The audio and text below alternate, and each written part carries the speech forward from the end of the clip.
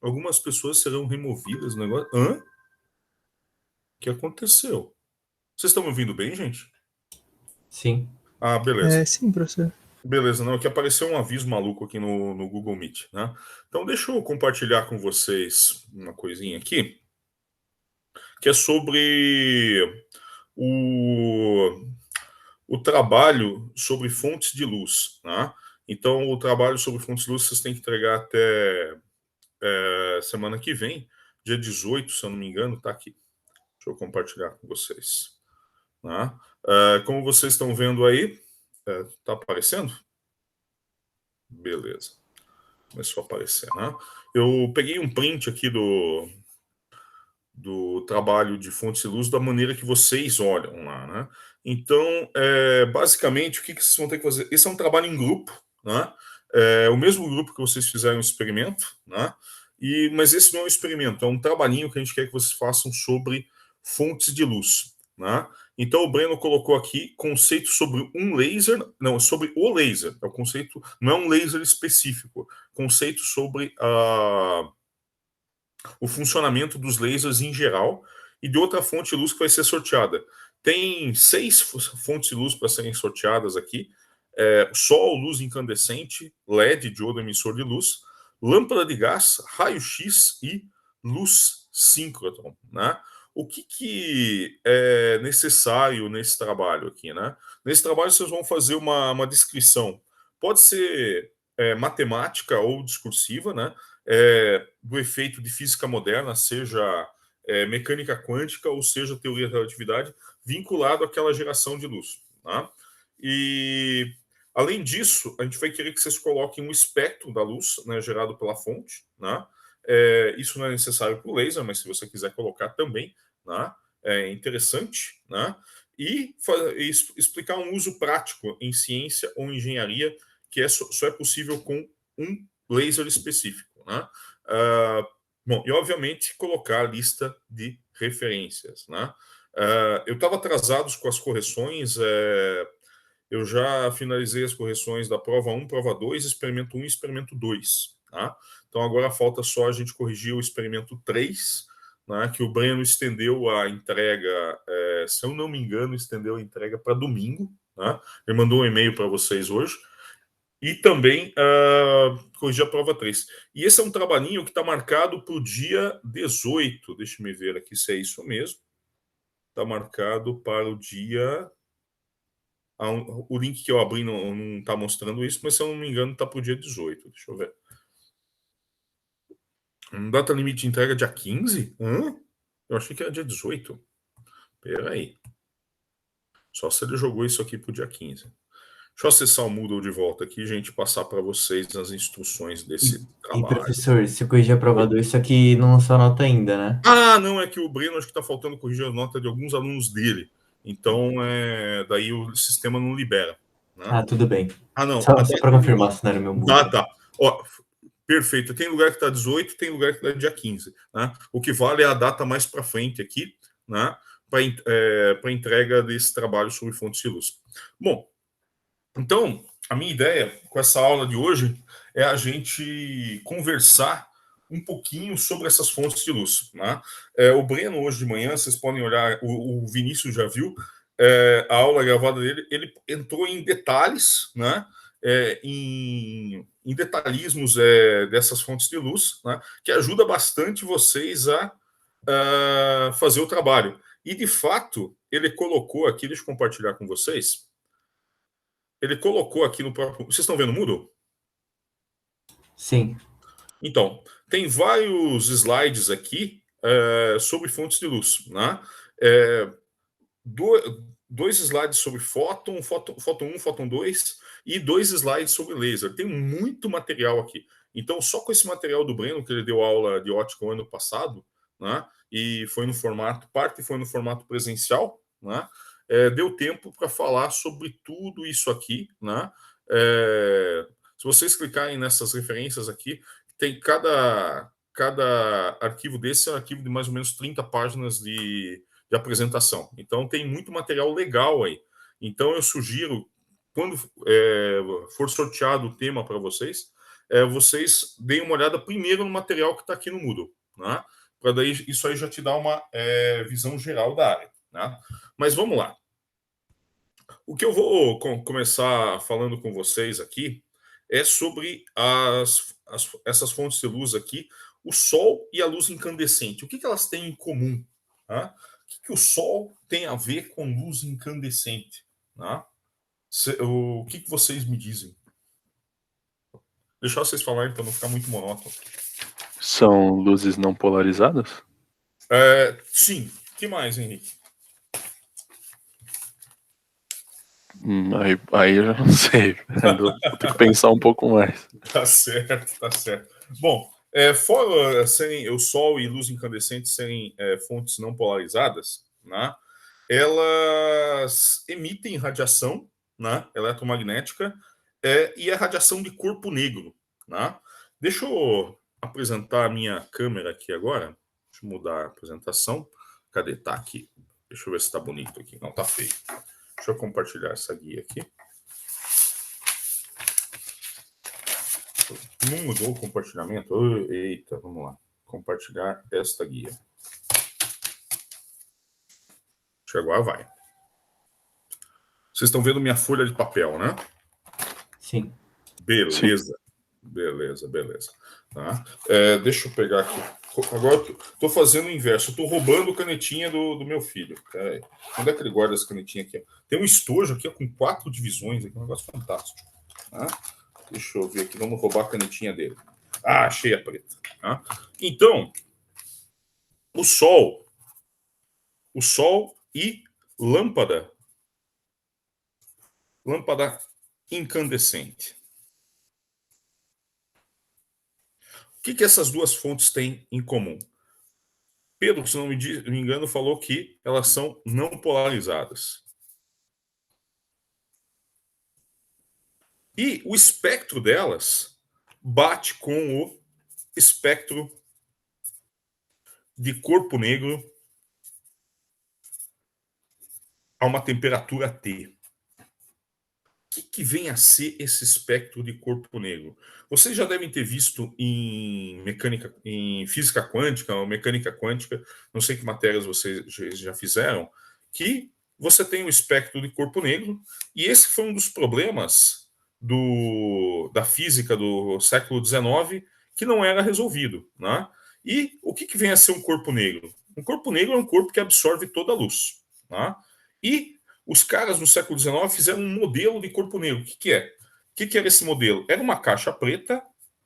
Deixa eu desenhar isso aqui em 3 dimensões. Vai. Era uma caixa preta com furinho. Né? E por que isso é um bom modelo para corpo negro? Deixa eu ver onde é que está a minha vermelha aqui. Olha só que legal. Ele tem todas as cores. Que legal. Né? Toda luz que entra num corpo negro, ela não sai. Ela é absorvida. E o que vai acontecer se eu tiver um furinho muito pequeno nessa caixa? O que vai acontecer é que o feixe vai entrar aqui, vai bater nas paredes, vai ficar ricocheteando aqui e vai dar N voltas, N tendendo ao infinito, até conseguir sair pelo furinho. Né? E no melhor caso, o que vai acontecer? A luz vai ficar aprisionada aqui dentro. Então, esse aqui é o modelo. Isso aqui é o modelo do século XIX de corpo negro. Né? Então, quando Opa, deixa eu diminuir o zoom desse negócio aqui. E aumentei o zoom. Agora sim. Né? Então, no século XIX, estavam tentando entender o quê? Estavam tentando entender o espectro do Sol e o espectro de lâmpada incandescente, que tinha acabado de ser inventada pelo Thomas Edison. Estavam tentando entender o que mais? Estavam tentando entender o que acontecia quando você faz churrasco. Né? E o que acontece quando você faz churrasco? Né? Você tem lá o carvão em brasa, né?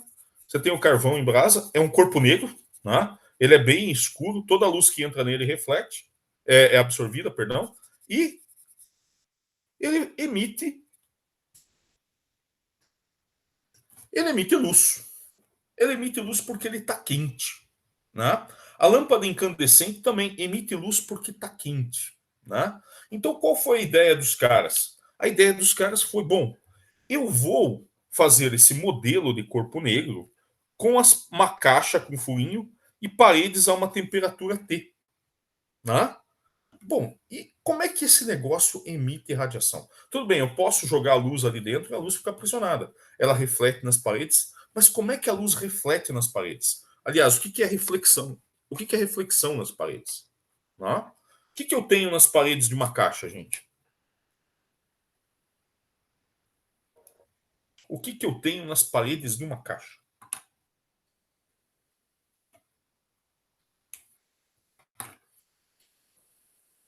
E vocês estão aí? Então aqui. Então tá bom. O que tem nas paredes de uma caixa aí?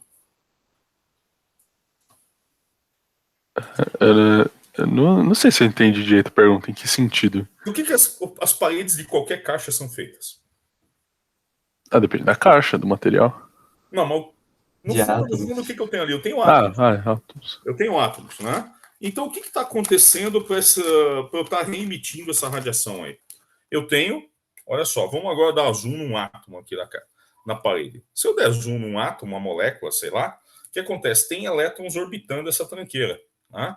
Tem elétrons orbitando essa tranqueira, né, fazendo as suas órbitas. Né? As órbitas estão aqui, olha só aquele modelinho bonito de Bohr e tal. Né? Então, tem os elétrons ali. O que vai acontecer quando uma onda eletromagnética atingir essa coisa? O que vai acontecer? Onda eletromagnética tem campo elétrico, certo? Então, o que isso vai fazer com os elétrons do material? Vai fazer com que os elétrons do material sintam não só o campo do núcleo, mas sinta também o campo externo. E aí, o que os elétrons vão fazer? Eles vão fazer na frequência da radiação. E aí eles vão reemitir radiação, certo? Só que tem que lembrar que eles estão o quê? Eles estão a uma certa temperatura T. Então eles já têm uma. Agora imagine que a luz não entra aqui. Eles já estão a uma temperatura T. Então um está batendo no outro, tal. Então você já tem uma agitação térmica. E o que essa agitação térmica faz? Essa agitação térmica gera ondas eletromagnéticas. Então a agitação térmica vai fazer o quê? Vai gerar ondas eletromagnéticas. Por quê? Porque os elétrons estão acelerados. Qualquer carga acelerada vai emitir radiação. Qualquer carga acelerada vai emitir radiação. Quando você tem, por exemplo, uma antena transmissora, né? Não sei se vocês já viram. Vocês já viram como é que é uma antena transmissora? Normalmente tem uma estrutura, o bicho é grande assim e tal, e daí é grande e tem uma antena, uma antenona lá, e o que acontece? Você muda a corrente elétrica aqui, o que vai acontecer? Eu vou ter uma corrente elétrica que faz isso e isso, e ela vai emitir o quê? Vai emitir ondas eletromagnéticas na mesma frequência. É a mesma ideia da radiação de corpo negro. Você tem uma caixa a uma temperatura T que vai emitir ondas, certo? Bom, qual que foi o problema, né, desse modelo aí no século XIX? Deixa eu... Nossa, eu tô com um monte de folha aqui. Opa, peraí, não, essa aqui é de correção de prova. Peraí, calma. Eita. Ah, essa aqui não é de nada. Peraí, tudo bem. Vamos lá, então. Vamos lá. Onde é que eu estava mesmo? O que eu estava falando? Ah, sim. Então eu tenho a caixa, certo? A uma temperatura T, e está emitindo ondas eletromagnéticas. Então, se eu fizer um modelinho, né, aqui um furinho só para ter uma amostra, quais são os comprimentos de onda permitidos aqui? São aqueles para os quais o comprimento da caixa é igual ao número múltiplo de comprimentos de onda. Né? Então, o que vai acontecer? Eu vou ter vários modos permitidos. Eu vou ter vários modos permitidos dentro da caixa. Né? E qual é a energia de cada modo? O que dizia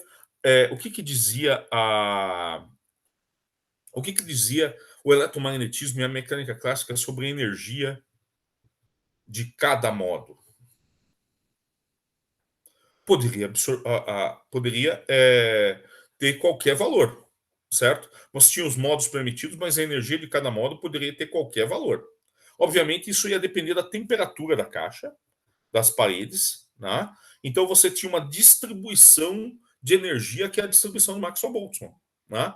Uma distribuição de energia, uma energia térmica nos átomos da parede da caixa, e obviamente essa distribuição de Maxwell-Boltzmann também estaria aqui nas ondas eletromagnéticas geradas dentro da caixa. Obviamente eu tenho que ter condição de interferência construtiva para essas ondas.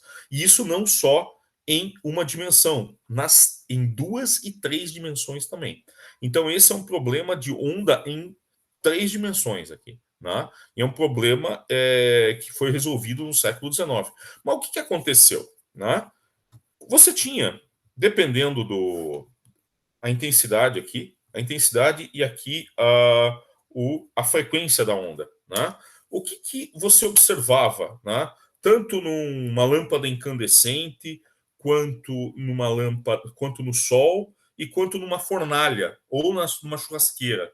Você observava um padrão de intensidade e no século XIX você já tinha tecnologia para fazer essas medidas, né? Você já tinha sensores, né? Obviamente não são os sensores de hoje em dia que você digitaliza tudo e já tem o gráfico no computador, mas você tinha lá medidores de ponteiro, galvanômetros, você tinha um instrumental aí no século XIX.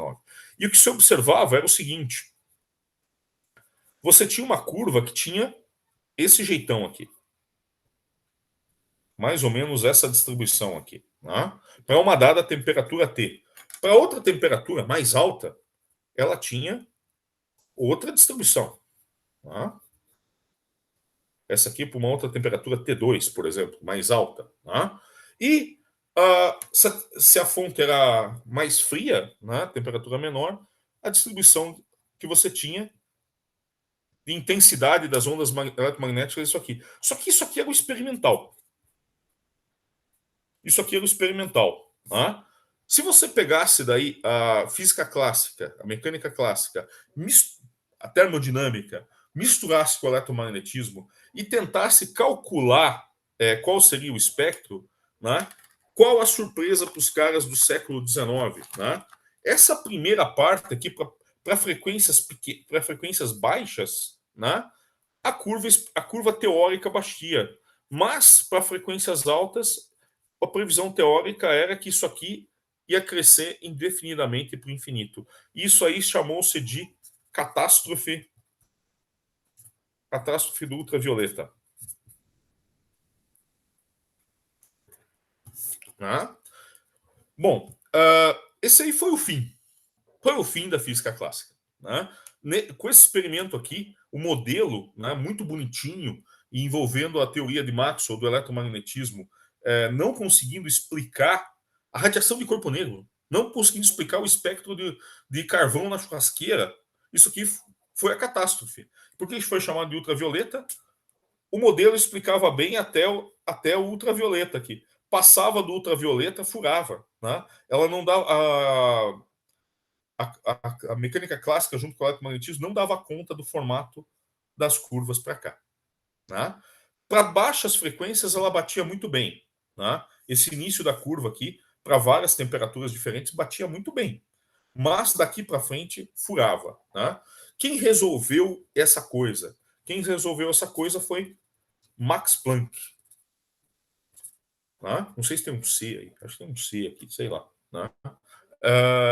Qual foi a hipótese dele? Ao invés da minha energia da onda eletromagnética assumir qualquer valor, o Planck falou o seguinte: bom, eu tinha para calcular esse espectro aqui, você de fato tem uma integral sobre todos os modos de uma dada frequência, né? O Planck transformou uma coisa que era uma integral num somatório, né? E ele disse o seguinte: imagine que, ao invés de eu ter um depsilon para integrar em todas as frequências, o Planck falou o seguinte: não, eu vou ter um delta epsilon. Daí ele falou assim: não, fazer o seguinte, ó, a energia de uma onda, né, eletromagnética ou vai ser zero, ou vai ser uma constante vezes a frequência. Opa, não está aparecendo. ou 2 vezes a constante vezes a frequência, ou 3 vezes a constante, assim por diante. Ou seja, um número múltiplo de uma constante vezes a frequência. E o Planck achava que isso é um mero artifício matemático e isso não tinha nada a ver com a realidade. Né? Só que isso aqui é o que é? A energia. Opa! Isso aqui é a energia de um fóton. De um fóton com frequência Ni. Né? É exatamente igual a HNI. Então, o que de fato o Planck fez? Ele disse o seguinte, né? Sem dizer isso, ele falou: olha, numa dada frequência, eu posso ter 0 fóton, posso ter 1 fóton, 2 fótons, 3 fótons, 4 fótons, e assim por diante. Só que ele não levou isso a sério, né? E nem chamou de fóton. Quem veio a chamar de fóton foi o Einstein alguns anos depois, né? Então, alguns anos depois, o Einstein tomou para si essa ideia do Planck, que o Planck achava que era só um artifício matemático, e levou a sério isso aqui. Né? O Einstein levou a sério isso aqui, e com isso ele conseguiu explicar o efeito fotoelétrico, que também era um outro problema do século XIX que ninguém conseguia explicar. Tá bom? Isso, toda essa história vocês já devem ter visto, eu só estou recordando vocês, de mecânica quântica. Tudo bem, pessoal? Vocês estão me ouvindo bem?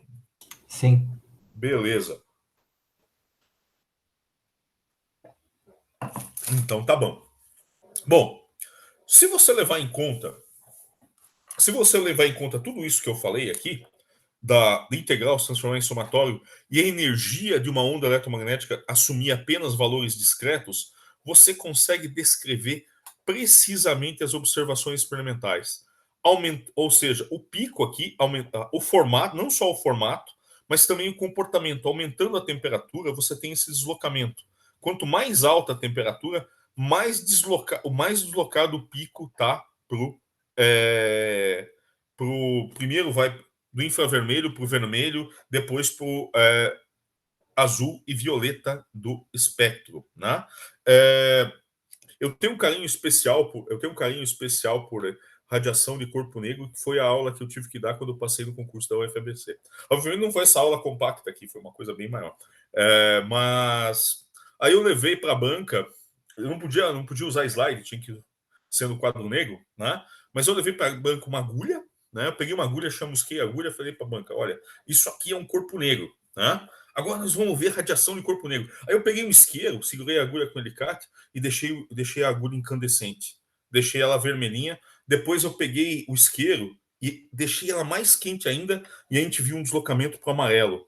E se eu conseguisse deixar mais quente a agulha ainda, a gente ia ver um deslocamento para o azul da emissão dela. Tá? Então, isso aqui foi o experimento chave que deu origem a toda a mecânica quântica. Tá? Bom, o que vocês têm que fazer nesse trabalho aí? Quem pegar o Sol ou lâmpada incandescente? Vocês têm que falar: olha, ele tem esse espectro devido à radiação de corpo negro, que, variando a temperatura, varia o pico de emissão. Tá? Obviamente, a lâmpada de tungstênio está a uma temperatura muito mais baixa que o Sol. Né? E se você olhar o espectro de uma lâmpada de tungstênio, o visível está lá, né? Só que o Sol, o pico está no visível. E na lâmpada de tungstênio, só um pedacinho do espectro do visível está lá na lâmpada de tungstênio. A lâmpada de tungstênio, essas lâmpadas aí que vocês veem desde que vocês são crianças, que aos poucos estão sendo substituídas aí por lâmpadas fluorescentes e lâmpadas também de LED, né? Essas lâmpadas, por mais de um século, né, foram as lâmpadas mais utilizadas no mundo e elas funcionam simplesmente por radiação de corpo negro. Né? Então, isso que vocês vão ter que falar, quem pegar Sol ou lâmpada incandescente. Né? E, obviamente, tem umas particularidades. O Sol, deixa eu mostrar para vocês aqui, compartilhar. O Sol tem uma particularidade bem interessante. Deixa eu mostrar esse slide aqui. Não é um slide, é uma figura. Vocês estão vendo isso aqui? Sim. Beleza. Olha só, esse aqui é uma cara esse aqui é um espectro de emissão de corpo negro à temperatura do Sol. Essa curva aqui em cinza. Tá? O Vinícius tinha me explicado como deixar. O Lucas me explicou como deixar isso aqui um pontinho vermelho. Eu não sei fazer mais. Mas enfim. Mas isso aqui não é PowerPoint, então eu não consigo deixar meu mouse um pontinho vermelho. Né? Mas o que acontece? Quando você observa no topo da atmosfera, um satélite, se você pegar um espectro no satélite, o que ele vai ver? Ele vai ver exatamente essa curva aqui de emissão de corpo negro. Só que ao nível do mar, você vê uns buracos nessa transmissão. E esses buracos são devido ao quê? Absorção em gases da atmosfera superior e a atmosfera mais próxima da gente. Você tem ozônio, oxigênio, vários picos de água e CO2. Por isso o espectro que a gente vê, de fato a gente enxerga, né? O visível está aqui, ó. O visível está nessa região aqui. Então, basicamente, você não vê esse furo aqui, certo? O equalizador quer desligar o computador? Não, não vai desligar o computador. O visível está aqui. Mas se você fizer um espectro do Sol, você vai ver esses buracos aqui que correspondem a absorções moleculares. Então, quem pegar para descrever o Sol vai ter que falar sobre essas coisas aí. Outra coisa que o pessoal vai ter que falar sobre o Sol. Bom, o Sol está aqui, ó, 5.250 graus centígrados. Tá? Como é que o Sol chega nessa temperatura? É uma fornalha? Não, é uma reação nuclear. Tá? Que tipo de reação nuclear? 4 hidrogênios se transformam num átomo de hélio. Tá? Bom, mas 4 hidrogênios se transformam num átomo de hélio, não tem um erro na conta aí? Não. Você tem fusão de próton com elétron, né? Para formar 2 prótons e 2 nêutrons no núcleo do átomo de hélio. E se você pegar a massa de 4 átomos de hidrogênio, comparar a massa de um átomo de hélio, você vai ver que é muito próxima. Só que a massa dos 4 hidrogênios é maior, né? Mas é maior por uma fração diminuta. Só que aí você tem que lembrar do Einstein que massa equivalente massa-energia, e essa diferençazinha se transforma em energia, né? De fato, é um fóton acho que na região se eu não me engano, na região do raio gama, né? Que sai aí excitando outros átomos, moléculas, e isso se transforma em temperatura. Por isso o Sol é quente, né? Isso que acontece também em usinas nucleares, mas usina nuclear normalmente é fissão. Mas a reação nuclear serve só para esquentar água, né? Eu faço essa brincadeira em fenômenos eletromagnéticos. A reação nuclear só serve para esquentar água, né? Nos reatores nucleares. Bom, se você mudar aqui o foco. Bom, se você olhar essa radiação aqui, a radiação de corpo negro ela depende da temperatura. Se eu pegar um corpo aqui a 3.000 graus, né, você vai ver que ele tem uma fração muito pequenininha aqui no visível, a maior parte está no infravermelho. E lâmpada de tungstênio está entre 3.000 e 4.000 graus. O que você vai ter que pegar também aí, se você, o que você vai ter que falar se você pegar lâmpada incandescente? Você vai ter que falar do processo que faz o resistor esquentar, que o que é efeito Joule. Você passa uma corrente elétrica e a corrente elétrica acaba esquentando o material. Como é que esquenta o material? Tá? Obviamente você tem elétrons livres dentro do condutor. Deixa eu até parar de apresentar isso aqui. Não precisa. Você tem elétrons livres dentro do condutor, e só que você tem, de tempos em tempos, esses elétrons, quando são acelerados por um campo elétrico externo, quando você aplica a diferença de potencial num condutor, no caso, o filamento da lâmpada, né? O que vai acontecer? Os choques, esses elétrons ganham energia cinética pelo campo elétrico. Então, eles aceleram, e de repente, o que acontece com eles? Eles batem no íon da rede. E a energia cinética que eles ganharam do campo elétrico se transforma em agitação térmica da rede. É assim que o filamento da lâmpada esquenta. Isso aí vocês vão ter que falar quem pegar esse tema também. Um detalhe, gente, não deixem para a última hora para fazer esse trabalho sobre fontes de luz, porque só entrando no questionário que vocês vão ter um tema sorteado. Deixa eu mostrar aqui para vocês. Vai ser sorteado para vocês um desses 6 temas. Então, né, entra o mais rápido possível, combine com o seu grupo. Uma pessoa apenas entra, né? E é essa pessoa que vai submeter, né? Normalmente é a mesma pessoa que está submetendo os relatórios, tá? Essa pessoa que vai submeter o trabalho com o nome das outras pessoas do grupo também. Bem, já falei sobre o Sol, já falei sobre luz incandescente. Alguma pergunta até aqui, gente? Tudo certo. Aqui tudo bem. Tranquilo. Então tá bom. Outro tema que está aí é LED. Como é que LED funciona? LED, de fato, é um acronismo de... Vamos colocar aqui, compartilhar minha mesa aqui. LED vem da sigla Light Emitting Diode, né? Então, de fato, o LED ele é um diodo. Você pode desenhar o LED num circuito desse jeito. Se você passar corrente elétrica, né, ele vai emitir luz. Como é que essa tranqueira funciona a nível microscópico? De fato, como vocês sabem, todos os átomos têm níveis de energia, e quando você junta vários átomos, o que acontece? Né? Você tem os níveis de energia de vários átomos, eles se entrelaçam, né? E o que vai acontecer? Normalmente você forma bandas. Né? Você tem a temperatura você tem a temperatura do material, e normalmente o que ocorre é que você tem um material com certas propriedades numa junção com outro material com outras propriedades. E eles são semicondutores.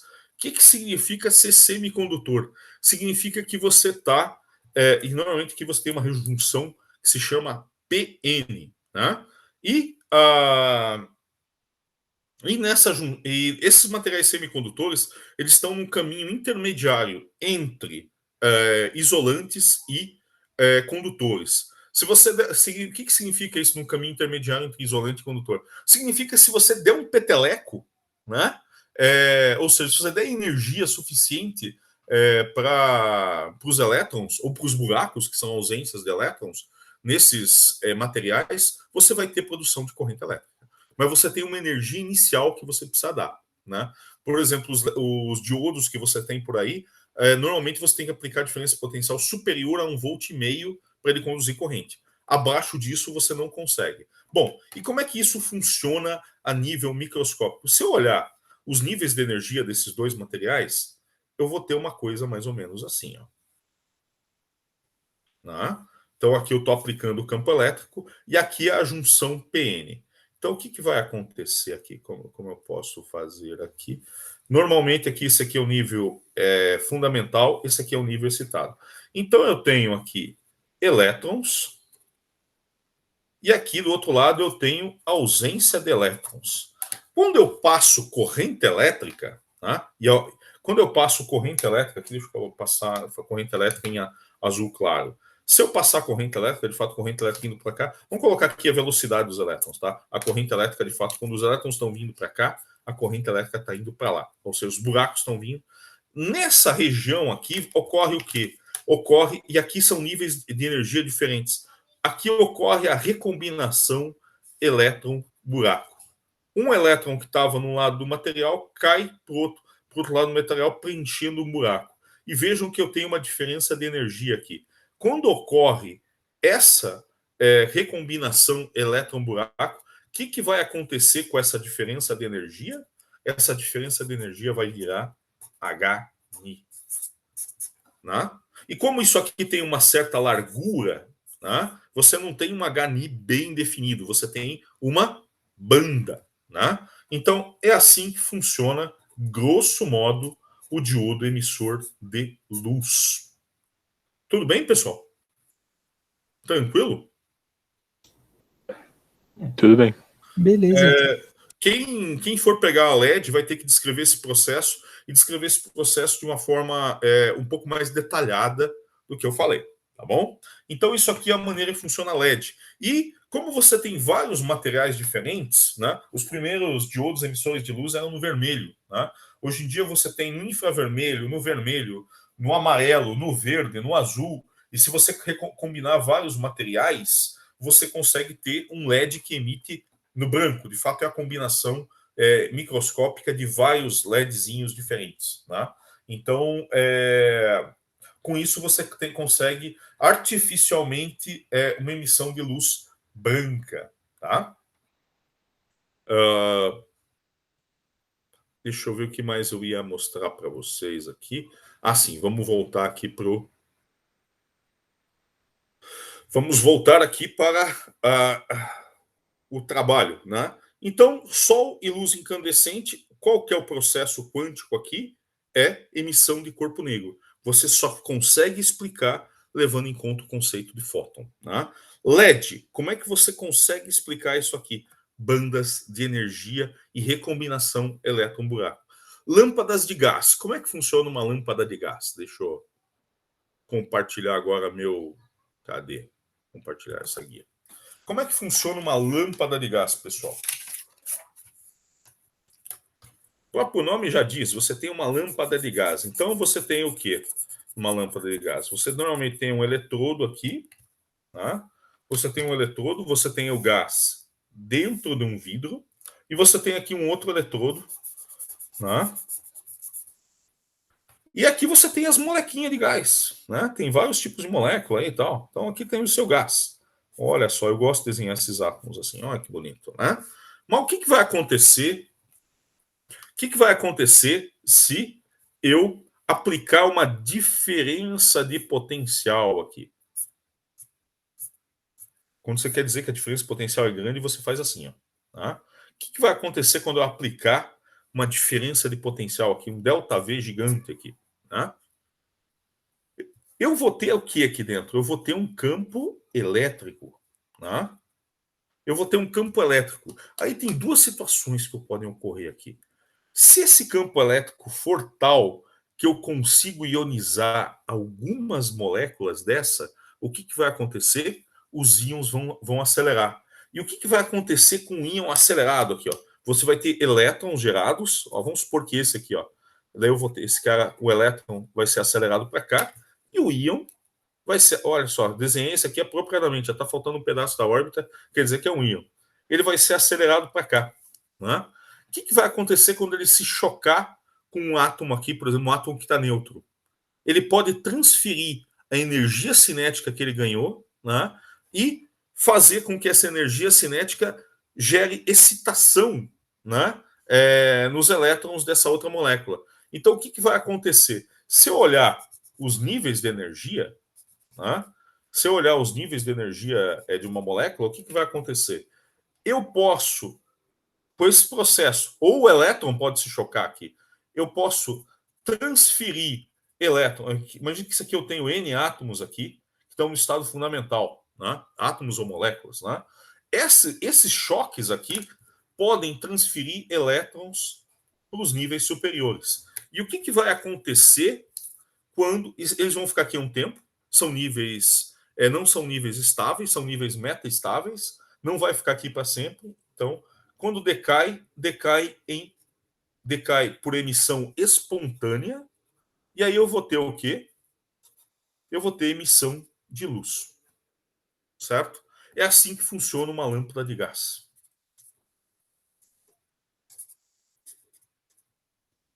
Tá? Isso aqui foi a primeira lâmpada de gás que foi criada, de fato foi criada sem querer. O sujeito tentou fazer vácuo, né? Só que o vácuo no século XVIII, XIX, né?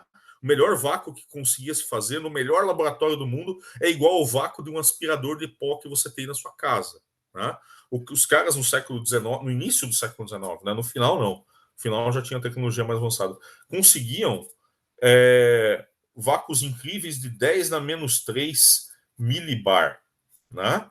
10 na menos 3 milibar, isso aí é alguma coisa, uma parte em 10 na 5 atmosfera. Então, olha, esse é o vácuo interestelar. Que nada. Isso aqui é um vácuo de aspirador de pó. Você tem 10 na menos 3 milibar, você tem 10 na 20 moléculas aqui dentro ainda. Então, os caras começaram a fazer testes de eletricidade, colocar as baterias que o Alessandro Volta tinha acabado de inventar e colocar nesses tubos de vácuo. E o que os sujeitos observaram? Os sujeitos observaram luz aqui dentro. O que era essa luz aí dentro? Era o famoso tubos de raios catódicos, que ninguém sabia o que eram os raios catódicos. Né? Depois descobriu que eram os elétrons que batiam nas moléculas, excitavam as moléculas e tinha essa produção de luz. Tudo bem, pessoal? Vocês estão me ouvindo? Bem? Sim. Então Sim. tá bom. Bom, essa é a parte, esse aqui é o mecanismo fundamental que você tem aí para lâmpadas de gás, certo? Essa excitação devido a choques, aqui eu vou ter um ΔK, né? Esse ΔK de variação de energia cinética, ele vai ser traduzido nos choques, né? Vai ser transmitido para os níveis internos de energia das moléculas e por desexcitação, algumas desexcitações dessas são ótimas e você tem emissão de luz. Tá?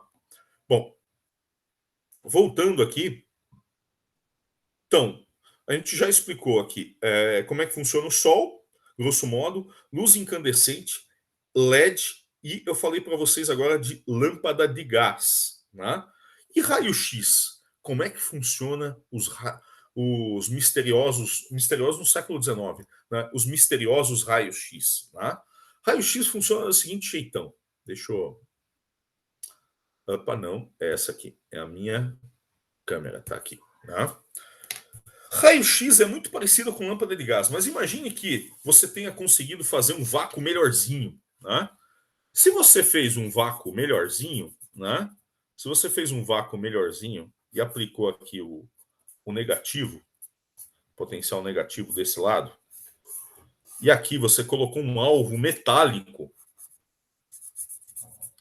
Se você colocar um alvo metálico aqui, obviamente toda essa geringonça aqui vai ter que estar num vácuo bom, né? Você pode ter gás rarefeito aqui, mas você não pode ter emissão tipo lâmpada, então a pressão aqui tem que ser muito baixa. Então aqui dentro você tem que ter um vácuo de verdade, da ordem aí de 10 na menos 5 milibar, pelo menos. Né? 10 na menos 5 milibar, pelo menos. Então o que você vai ter aqui? Você vai ter elétrons. Elétrons altamente acelerados. Eles são acelerados por essa diferença potencial. E aqui eu tenho um alvo. Né? Aqui eu tenho um alvo. Se eu tiver aqui um alvo metálico, né, e aplicar uma diferença de potencial muito grande, o que vai acontecer com isso? Vai acontecer uma coisa muito parecida com a lâmpada de gás. Só que o que acontece? Se eu tiver uma diferença de potencial tal que, olha só, se eu vou desenhar agora os níveis de energia do átomo. Aqui eu tenho o nível fundamental. Olha só, átomo de Bohr, eu adoro o átomo de Bohr. Olha só, porque ele é bonitinho de desenhar. Muito mais fácil que desenhar função de onda. Né? Então eu tenho aqui os níveis ocupados. Né? Vamos desenhar os elétrons aí nos níveis ocupados. Não lembro quantos elétrons cabem em cada camada, mas estou desenhando aqui um átomo típico. Por exemplo, um átomo de ferro, um átomo de metal. Ele tem aí vários níveis de energia, né, ocupados. Mas eu tenho aqui um elétron que está chegando aqui, ó. Agora fazer um zoom disso aqui. Esse cara aqui veio com uma energia cinética super parruda. Né? Quando ele se choca com o átomo, né, ele vê os elétrons de valência e fala assim: ah, pô, não, esses caras aí não são de nada, a energia desses caras aí é uma porcaria. Eu vou interagir com quem? Eu vou aqui nos níveis internos. Né? Vou pegar esse cara aqui, vou tirar esse cara daqui, ó. Pau! Tirei esse cara daqui, esse cara sai voando daqui. E o que vai acontecer? Se eu faço uma colisão dessa com um elétron interno, o que vai acontecer aqui? Eu vou ficar com um buraco aqui. Né? O que vai acontecer com esse buraco aqui? O átomo vai pensar: pô, tá faltando elétron, tá faltando elétron, tá faltando elétron. Vai chegar aqui o elétron de valência e vai cair para cá. Por conservação de energia, ele vai fazer o quê? Ele vai emitir um fóton. Ele vai emitir um fóton, só que essa energia desse fóton é da mesma ordem de grandeza dessa energia cinética parruda desse elétron. Então, é um fóton de alta energia. É um fóton que você não consegue enxergar, é um fóton ultravioleta, e ultravioleta indo para os raios-x. Né? Então, o raio-x é formado, os raios-x são formados dessa forma. Né? Obviamente, você também tem outros efeitos aí, né? Você tem também uma coisa que se chama Brennstrahlung, né? Que de fato não é uma colisão, não é esse tipo de colisão aqui, né? É o núcleo do átomo desviar a trajetória desse elétron energético aqui. Aí você também emite emite radiação, só que o espectro dessa radiação, né, é mais alargado. Então, no raio-x, você tem esse efeito aqui, e você também tem o efeito de... eu sei falar isso, mas eu não sei escrever. É Bremsstrahlung. Né? Não sei se é assim que se escreve, mas o jeito que se fala é isso. Né? Ficar 6 meses na Alemanha fazendo parte do doutorado, em 6 meses você aprende umas palavras bonitas, Bremsstrahlung. Né? Bom, tudo bem, pessoal? Tranquilo? Sim, dá para entender. Professor, então, só rapidinho, só para ver se você entende direito, Oi. o raio-x ele é o fóton que é emitido quando o elétron da camada de valência vai para o nível mais interno. Não precisa ser só da camada de valência, Henrique. Pode ser esse cara aqui, pode ser esse cara aqui e pode ser esse cara aqui. Mas o lance é que o elétron, que é ejetado um elétron interno, pode ser dessa primeira camada, pode ser dessa segunda. Mas quando houver esse efeito aqui, e pode ver também elétrons OG aqui, pode sair elétron dessa camada para preencher aqui, aí vai ficar um buraco aqui, daí vem esse aqui para preencher. Pode ter um efeito cascata isso aí. Tá? Então, quem pegar raio-x vai ter que descrever com um pouco mais pormenorizadamente essa coisa que eu falei. Beleza. Eu tô perguntando porque eu peguei o tema mesmo. Você pegou? Peguei. Nossa, é muito legal. Não esqueça de falar de Bremsstrahlung. Né? Beleza. O que acontece? Aproveitando que você perguntou, né? Se você pegar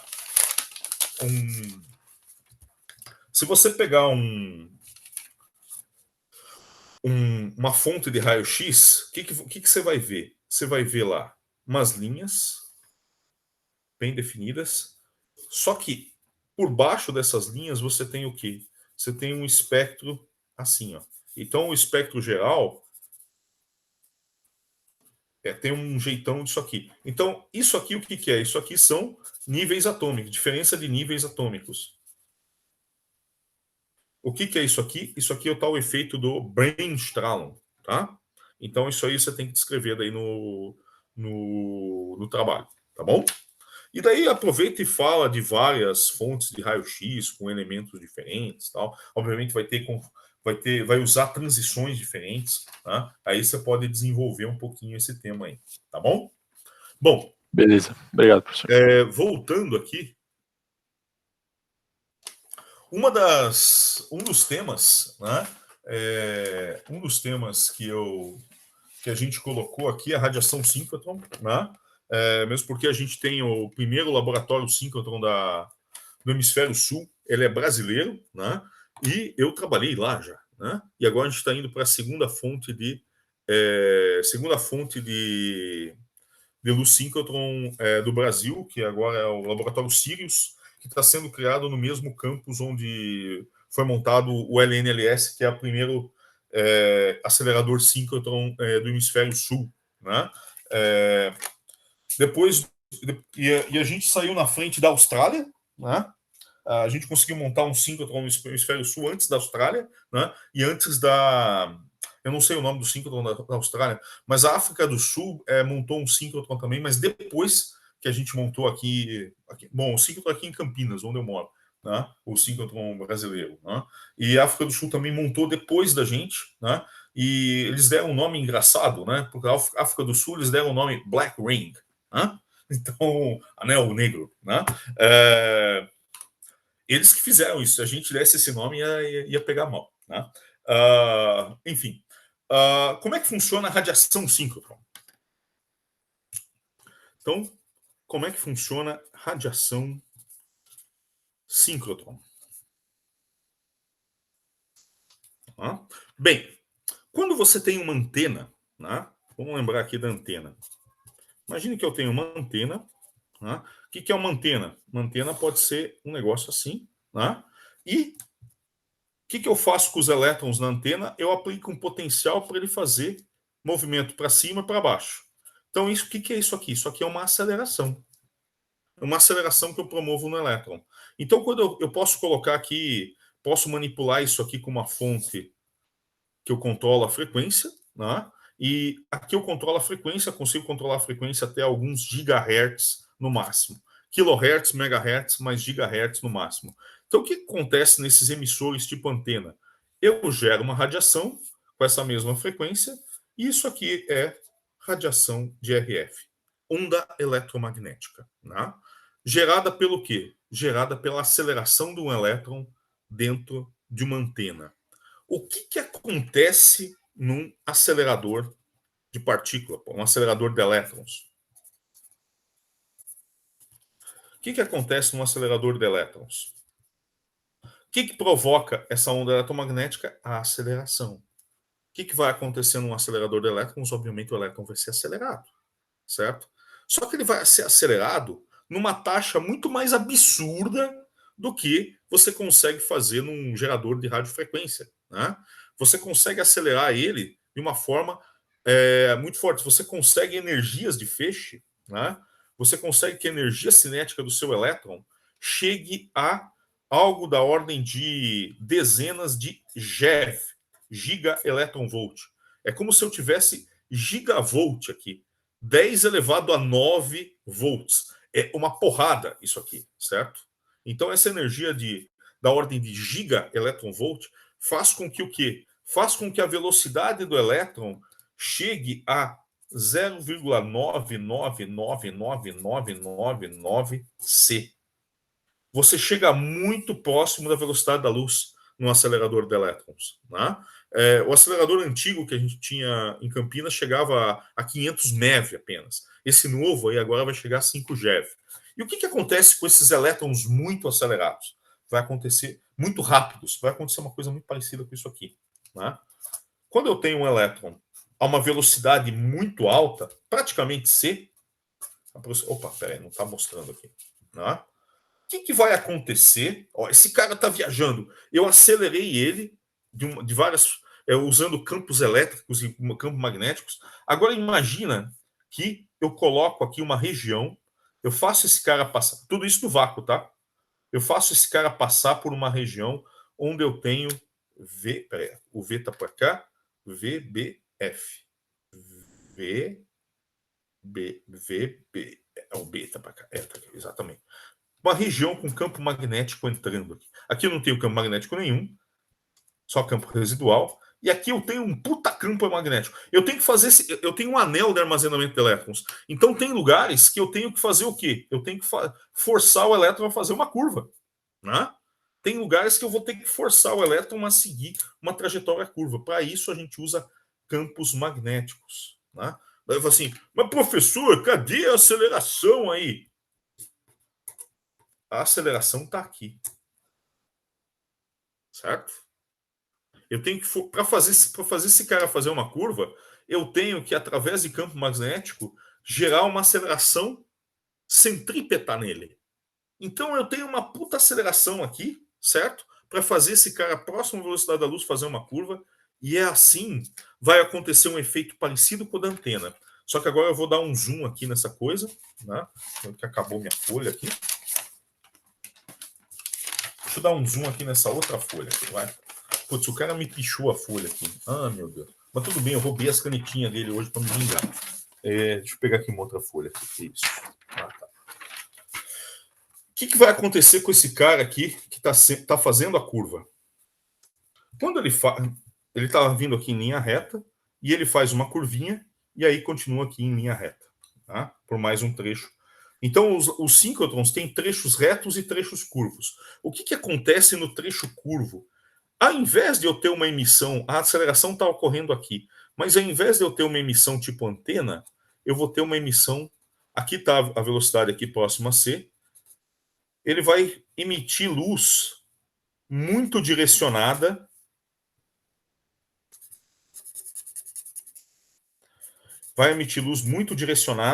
e aqui eu tenho o que? Eu tenho o tubo, que faz o tubo de vácuo, né?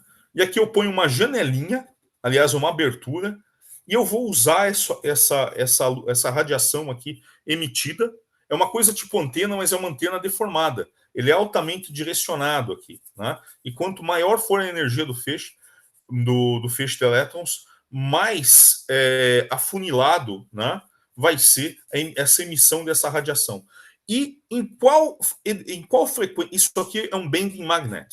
Isso que é o que ocorre num bending magnet. Em português seria magneto de... como é que seria o nome? Bom, eu capto essa luz aqui. Mas qual que é o espectro dessa luz? Essa aqui é uma luz coerente? Não. Isso aqui não é uma luz coerente. Né? Se eu pegar o espectro dessa luz aqui, né, não é uma como se fosse uma linha de raio-x. Né? Aqui eu até posso escrever em energia. Isso aqui vai de algo da ordem de 10 eV até 100 keV, aproximadamente. Né? E eu tenho mais ou menos aqui esse espectro. Né? Eu tenho mais ou menos aqui esse espectro aqui, se eu pegar a intensidade em função da energia, ou seja, HNI. Em função da frequência do fóton, eu tenho mais ou menos essa cara aqui. Parece com uma fonte térmica, né, de radiação de corpo negro. Né? Só que para você ter essa emissão dessas energias aqui, aqui a gente normalmente fala energia em elétron-volt, né? Mas isso aqui é do ultravioleta até o raio-x duro. Né? Quando eu trabalhei no laboratório 5, eu trabalhei numa linha de luz que explorava essa região aqui. Né? O professor Fábio Furlan e o professor Roosevelt trabalharam em linhas de luz que exploravam essas regiões aqui, né? Nas regiões do raio-x, para fazer cristalografia. Né? Bom, isso aqui é um bending magnet. Existem outras estruturas em síncrotron que são magnetos que você pode colocar dessa forma: norte, sul, sul, norte, norte, sul e assim por diante. E aí ele faz o quê? Se eu vier com o meu elétron aqui, ele faz o elétron acelerar dessa forma. Também desse jeitão aqui, isso aqui é o elétron, tá? Isso aqui é o elétron, tá? Mas daí ele emite luz nessa direção. Obviamente, depois eu tenho um bending magnet para fazer esse cara fazer a curva aqui. E eu tenho um outro tipo de radiação aqui, que é a radiação de ondulador. Né? Isso aqui é a radiação de bending magnet, que foi todas as linhas de luz do laboratório síncrotron antigo de Campinas, o LNLS, usava bending magnet, e o laboratório Sirius, maior parte das linhas de luz está sendo construídas a partir de ondulador. Ondulador, você tem não essa emissão aqui, você já emite na região que você quer trabalhar.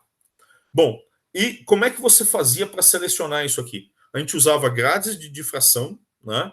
Grades de difração e cristais na região do raio-x e grades de difração na região do ultravioleta, né? E raio-x moles, a gente usa grade de difração. E na região de raio-x duro, a gente usa cristais para o quê? Para monocromatizar, pegar apenas a frequência da luz síncrotron que te interessa. Tá? Bom, existem umas diferenças de bending magnet e de ondulador. Uma é que esse cara aqui já escolhe a sua banda, já escolhe uma banda aqui nessa frequência de emissão do bending magnet, e esse cara aqui é muito mais intenso. Você tem muito mais fótons por metro quadrado nesse caso aqui do que no caso do bending magnet. Tá certo? Bom, quem for falar de radiação síncrotron, lembre-se de falar das aplicações. Tá? Então, esse aqui é um efeito que você explora, é um efeito relativístico. Você tem elétrons, perdão, com velocidade próxima à velocidade da luz. Né? Então, você não tem emissão simplesmente de uma partícula acelerada, você tem uma emissão de uma partícula com velocidade relativística sendo acelerada. Tá? Então, você tem várias aplicações aqui e quem pegou esse tema pode explorar muita coisa. Tudo bem, pessoal? Onde é que vocês estão? Eu estou falando sem parar na aula de hoje. Tudo bem, bem interessantes temas. Beleza. Bom, deixa eu voltar aqui para o tema. Eu vou voltar aqui para o tema, os temas, então. Então, eu expliquei aqui de uma maneira bem assim geral esses temas aqui que vocês vão trabalhar. Vai ser sorteado para vocês um desses temas aqui, né? E além desses temas aqui, vocês vão ter que falar sobre laser, né? Mas laser pode ser uma parte curta do trabalho de vocês. Eu vou falar um pouquinho agora sobre laser, que também é minha área. Eu já construí algumas cavidades laser. Como é que funciona o raio do laser? Vamos lá. Vou dar uma noção aqui para vocês rápida de como isso funciona. Primeiro, a primeira pessoa que teve ideia do laser foi o Einstein, né? Já no início do século, quase 100 anos atrás, né? Há mais de 100 anos atrás, né? 1915, mais ou menos. Né? Então, o laser veio da ideia de fóton e de uma ideia que o Einstein propôs, que é emissão estimulada. Tanto que laser, né, significa o quê? É light stimulation, light amplification. Esquece isso. Vou pegar uma outra folha. Cadê? Aqui, ó. Laser de fato é light amplification. Opa, eita, deixa eu arrumar isso aqui, vai. Vamos fazer uma coisa decente aqui. Deixa eu ver onde é que está minha folha. Light amplification by stimulated emission of radiation. Então, pegou-se essas light amplification by stimulated emission of radiation. Né? A ideia disso aqui já tem mais de um século, certo? Conseguiu-se fazer um laser funcionar por volta de 1960. Né? Ou seja,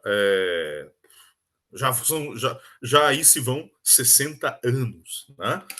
Mas a ideia tem mais de 100. Né? Como é que isso funciona? Imagine que eu tenha um átomo. O átomo tem níveis de energia, certo? O átomo tem níveis de energia, como eu já comentei com vocês, e você tem níveis ocupados, né? Você tem níveis ocupados e níveis que estão lá. São níveis de energia permitidos. O que são níveis de energia? São energias que são permitidas os elétrons chegarem, né? Mas estão desocupados. Né? Coloquei aqui, por exemplo, 2 níveis. Né? E aqui eu vou colocar 10 átomos aqui. Cada bolinha disso aqui significa. Imagina que eu tenho um conjunto com 10 átomos. 1, 2, 3, 4, 5, 6, 7, 8. 1, 2, 3, 4, 5, 6, 7, 8, 9, 10. Tá? 1, 2, 3, 4, 5. 1, 2, 3, 4, 5, 6, 7, 8, 9, 10. Tá? Então, eu tenho esses níveis abaixo do nível de valência, estão ocupados. Né? O que me importa é olhar o nível de valência. Tá? Então, aqui eu tenho, no nível fundamental, eu posso dizer que eu tenho N0 átomos. A temperatura zero, vamos imaginar aí que eu tenho 10 átomos, a temperatura próxima de zero. Esses níveis aqui, que a gente pode chamar de níveis excitados, não são ocupados. Né? Então, o que vai acontecer quando eu chegar aqui com uma onda eletromagnética com frequência Ni, que separa exatamente esses níveis 0 e nível 1? Aqui eu posso usar a notação quântica. Vocês não se assustam quando eu faço isso, não, né? Não assusta ainda não. Não assusta? Então tá bom. Então não assusta, tá bom.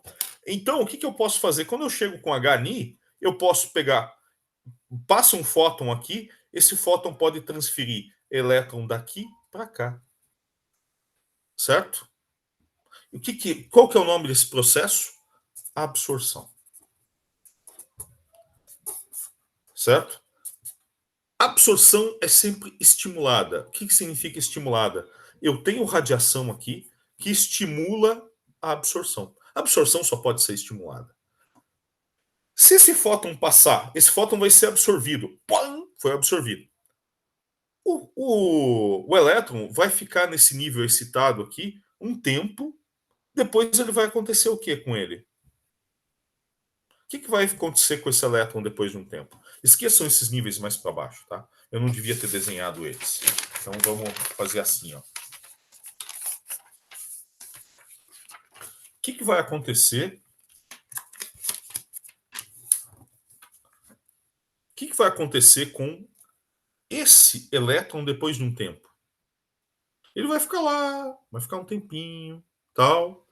E aí qualquer perturbação a gente costuma falar no vácuo eletromagnético, vai fazer o quê? Ele vai decair. O que vai acontecer quando ele decai? Vai emitir um fóton. Vai emitir um fóton. Isso aqui é emissão espontânea. Né? Então chegou um fóton, um elétron absorveu, foi para o nível excitado. Ficou um tempo lá, esse fóton aqui já foi absorvido, ele não existe mais. Ficou um tempo lá, decaiu e emitiu um fóton com a mesma frequência. Né? Tem alguns detalhes, essa frequência pode ser um pouquinho diferente, vai depender da velocidade do fóton, efeito Doppler, blá, blá, blá, vários detalhes técnicos aí. Mas esse aqui é o meu fóton de emissão espontânea. Né? Que raio é emissão estimulada? Tá? Então vamos passar agora para emissão estimulada. Deixa eu pegar uma outra folha aqui. Opa, acho que eu vou pegar uma folha em branco aqui. Ó.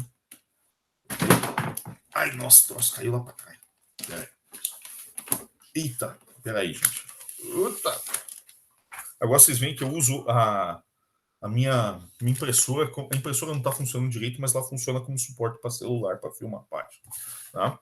Então, isso aqui é absorção e emissão espontânea. Tá?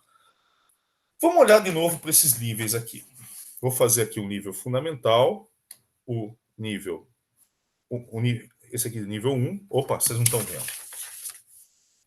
Nível 1, nível 0, nível 1 e nível 2. Certo? Imagine que eu tenho um processo. Vamos colocar aqui 10 bolinhas, vai? 10 bolinhas vazias. Imagine que eu tenho 1, 2, 3, 4, 5, 6, 7, 8, 9, 10. Certo? Então eu tenho aqui 10 posições de elétrons. Né? Imagine agora que eu tenho um processo, né?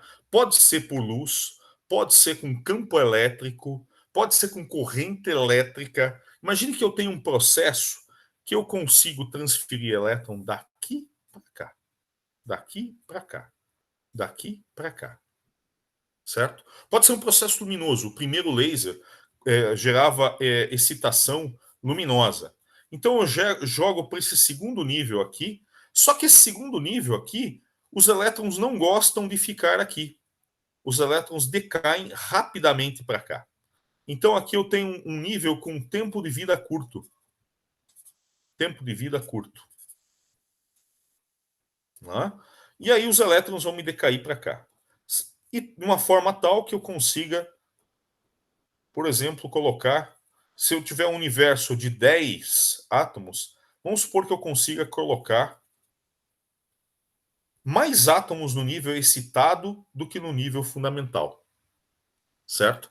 Imagine essa situação maluca aqui, onde eu tenho N1 maior que N0. Isso aqui eu consigo fazer por bombeamento óptico ou algum outro tipo de bombeamento. Pode ser por colisão no gás, pode ser N coisas, pode ser através de diferença de potencial, enfim. Eu consigo transferir população do nível fundamental para o primeiro nível excitado através de um terceiro nível, de tal forma que eu tenha a população do nível excitado maior que o do nível fundamental. O que vai acontecer? O que vai acontecer? Agora, essa aqui é uma diferença de energia ΔE, e aqui eu tenho uma diferença de energia exatamente HNI. O que vai acontecer se eu vier com uma onda eletromagnética e passar aqui com frequência Ni? E esses caras aqui têm um tempo de vida longo, né? O 1 tem tempo de vida relativamente longo. Esse longo pode ser alguns microsegundos, né? Mas se esse cara aqui for. Se o tempo de daqui para cá e para cá for nanosegundo, e daqui para cá for nanosegundo por emissão espontânea, o que vai acontecer? Quando esse sistema aqui olhar para uma onda eletromagnética com frequência que dá a energia do fóton, dá exatamente a diferença entre esses dois níveis, vai acontecer o quê? Assim, opa, eu vou emitir na mesma frequência. Opa, eu vou emitir. eu vou emitir, eu vou emitir, eu vou emitir. E aí eu vou ter o quê? Se eu estimulei com um fóton, eu vou sair aqui nesse sistema com 7 fótons, certo? Eu saio com 7 fótons nesse sistema simplificado aqui, que eu coloquei. Com a mesma frequência e em fase. E você pode mostrar aqui se a população do nível excitado for maior que a população do nível fundamental. Vejam que isso é uma condição fora do equilíbrio térmico. Eu não estou no equilíbrio térmico aqui. Tá?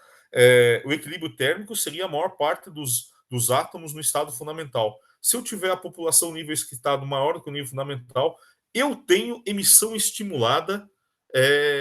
Ela é mais provável que emissão espontânea. Tá? E é assim que funciona o laser. Né? O laser funciona por esse processo de emissão estimulada. E o nível excitado ter população maior que o nível fundamental significa. Você pode ter uma interpretação termodinâmica de temperatura negativa, mas isso é baboseira porque você não está em equilíbrio térmico. Né?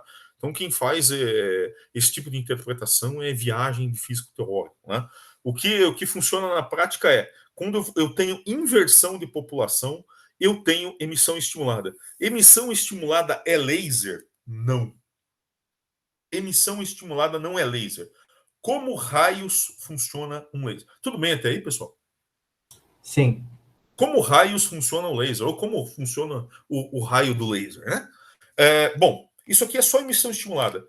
Que raio significa emissão estimulada? Se eu tiver um material que tem esse tipo de... Eu tenho inversão de população, ou seja, eu tenho N1 maior que N2, e veja que se eu estou com esse processo aqui, pode ser um processo luminoso. Isso aqui pode ser um outro laser ou pode ser uma lâmpada. Se eu tenho uma lâmpada ultravioleta, por exemplo, promovendo esse processo aqui eu tenho um decaimento no vermelho, eu deixo essa lâmpada ligada o tempo todo. Que quando esse elétron cair para cá, eu rapidamente jogo ele para cima e volta para o nível excitado. Ou seja, eu consigo manter uma inversão de população. Então tem alguém, um agente externo, é sempre um agente externo que promove essa inversão de população. E qual é o efeito dessa inversão de população? Se eu vier com uma onda eletromagnética HNI aqui, passar pelo meio, eu vou ter o quê? Eu vou ter amplificação. É um amplificador óptico.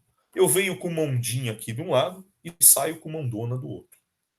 Certo? Isso é emissão estimulada. Laser usa emissão estimulada. Emissão estimulada não é laser. Laser usa emissão estimulada. Como é que funciona o laser? Para o laser, eu tenho que ter uma cavidade óptica. Tem que ter uma coisa que se chama cavidade óptica. O que é a cavidade? Ela vai manter o fóton lá dentro. Tá? Vou desenhar aqui o exemplo de uma cavidade óptica. Colocar aqui um espelho altamente refletor. Por exemplo, 100% refletor.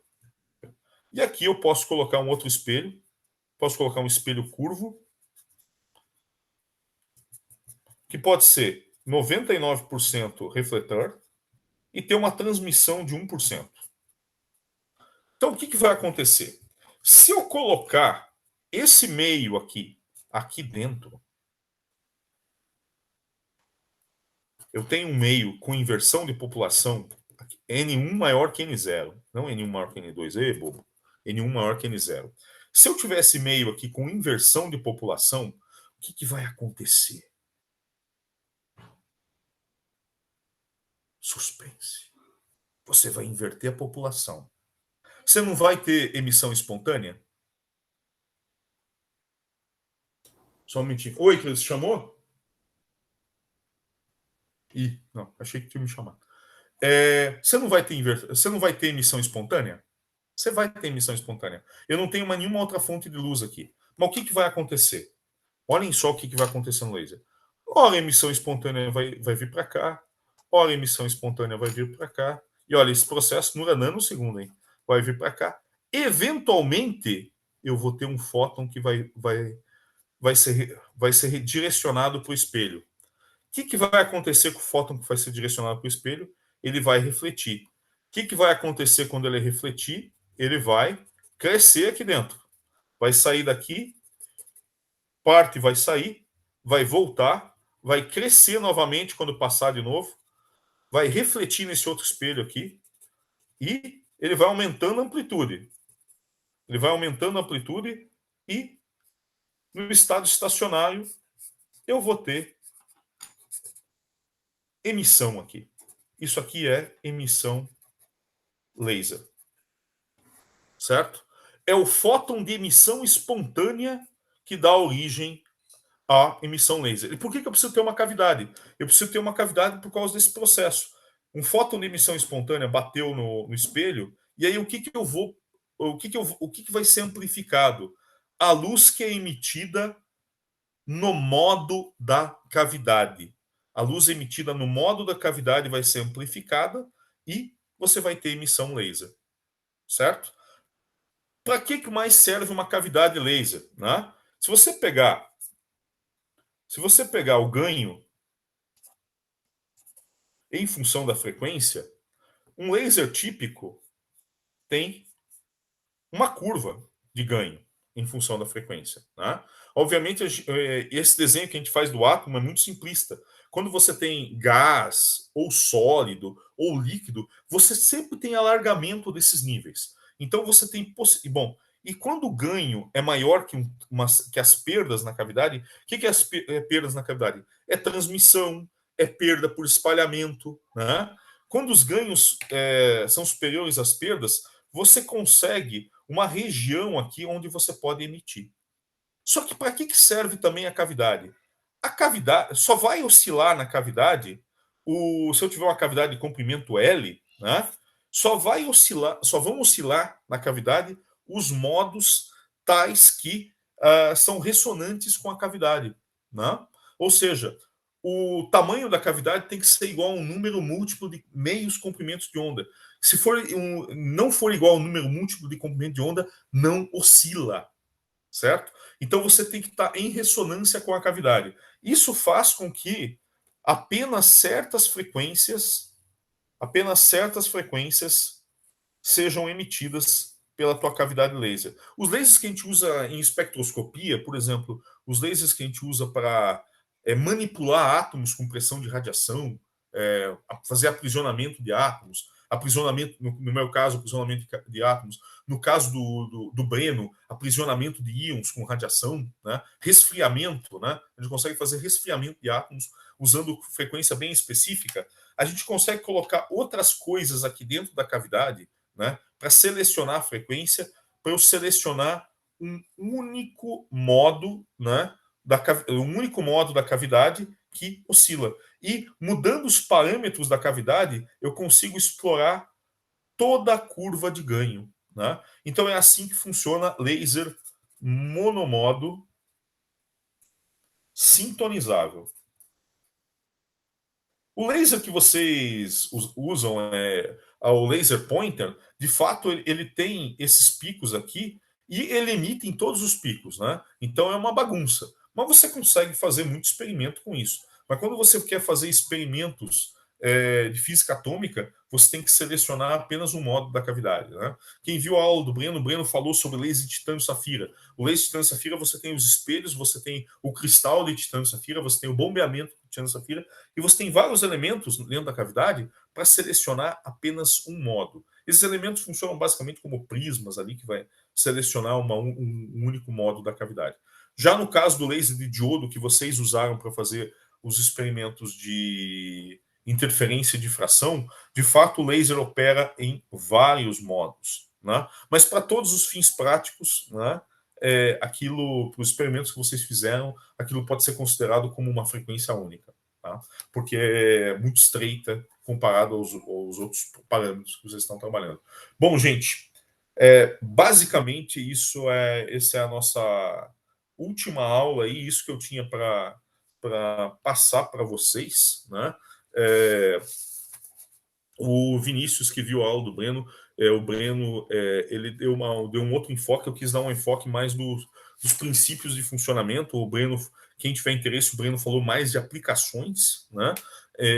eu quis aproveitar essa última aula nossa do curso de ótica para falar para vocês os princípios de funcionamento dessas fontes de luz e do laser em particular.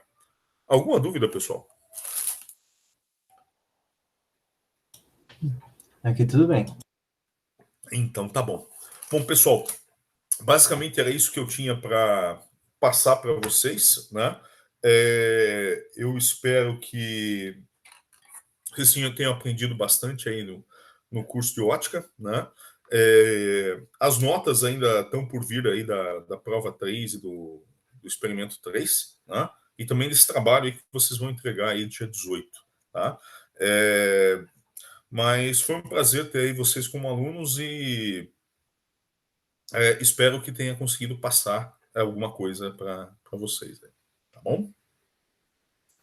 Ô, professor, Oi, eu posso só tirar uma dúvida do experimento 3? claro. Eu tava um pouco confuso com a parte que a gente tem que fazer a difração no CD. Assim, eu entendi o aparato experimental que tá lá na imagem do Moodle, mas eu não entendi muito bem o que teria que fazer, o que teria que medir. Para medir a distância entre os dois pontos que são. Como é que fala? Que são refletidos? Exatamente, você tem que medir a distância entre os dois spots, né? Aham, E o que é importante aí é a distância angular, né? tá, Então, obviamente, você vai medir a distância linear, mas você tem que, de fato, fazer uma tradução da tua distância, das suas distâncias lineares para ângulo. Basicamente é isso, né? tá, entendi. E Aí são você... só. Oi. São só dois spots, né, que surgem. É porque às vezes eu tentei fazer já o experimento, mas aí às vezes eu tava. Eu não sei se eu tava. Se eu São tava só vendo dois errado ou se o spots. spot tava refletindo em algum outro lugar, mas tinha vez que eu via mais de um. Isso vai depender do ângulo. Você tem que fazer um teste. Ah, tá. Dependendo do ângulo, pode ser que você observe mais, Tá bom. né? Dependendo do ângulo, pode ser que você observe mais. Vai mudando o ângulo e vê o que aparece. Eu acho que aparece mais que dois. Tá. De fato, eu fiquei encarregado de bolar o experimento 1 e 2. Quem bolou o 3 foi o Breno. De fato, foi um experimento que ele já usou no ano passado, né? E não fui eu que bolei o roteiro dele. Mas eu acredito que apareçam mais de dois spots, sim. Ah, beleza. Tem a primeira ordem difratada, a segunda ordem e a ordem zero. A terceira ordem eu acredito que você não consegue enxergar por questão de intensidade. Né? Tá. Você está usando um laser verde ou vermelho? Vermelho. Vermelho, tá certo, tá certo. Mas eu acredito que tem que aparecer mais do que dois spots, sim. Tá bom? Ah, não, beleza. Que eu falei, dependendo da posição, aparecia mais, aparecia menos. Aí eu não sabia se tava refletindo algum ou se ia Ângulo, realmente ABC, aparecer. no teta, vai depender do ângulo que você incidir. Eu acho que vai depender do ângulo que você incidir. Tá bom. Tá, joia? Beleza. Beleza, então, obrigado, professor. Beleza, gente. Então tá bom, gente. Foi um prazer ter vocês como alunos e espero ver vocês em algum outro curso na UFABC. Tá bom? Muito obrigado pelo curso. Obrigado você, gente. Tá? Até mais. Obrigado pelo curso, professor. Até. Obrigado, Obrigado a vocês. professor. Tchau, tchau. Boa Até noite. mais. Tchau, tchau. Tchau.